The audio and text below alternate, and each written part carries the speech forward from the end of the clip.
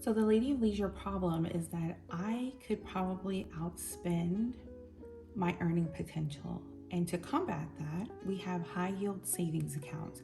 So high yield savings account is just a savings account that pays higher interest rate than the traditional savings account.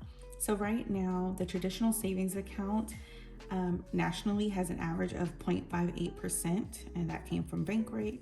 So I looked up a couple of different high yield savings accounts, and these rates are as of January 2024. So double check them because they can change them at any time, and also make sure that the bank still meets your banking criteria and standard. If you don't have any banking criteria standard, comment that you need some help with that. I would love to make another video for you.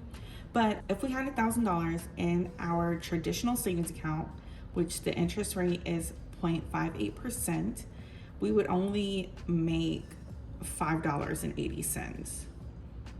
But if we had $1,000 in a high yield savings account, we picked Millie because she's the highest. We love it. For 5.5%, we would make $55 on that same $1,000.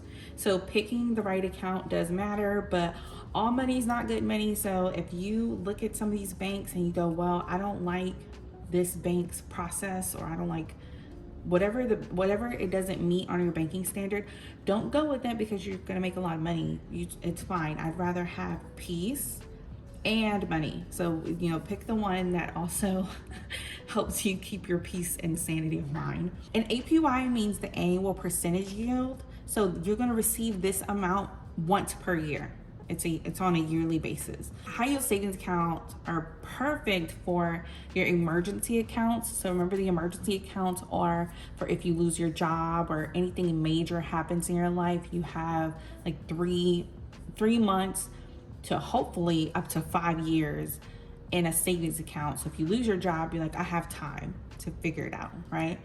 Your rainy day account, and that's for smaller situations. So you pop your tire or you have some type of smaller everyday emergency.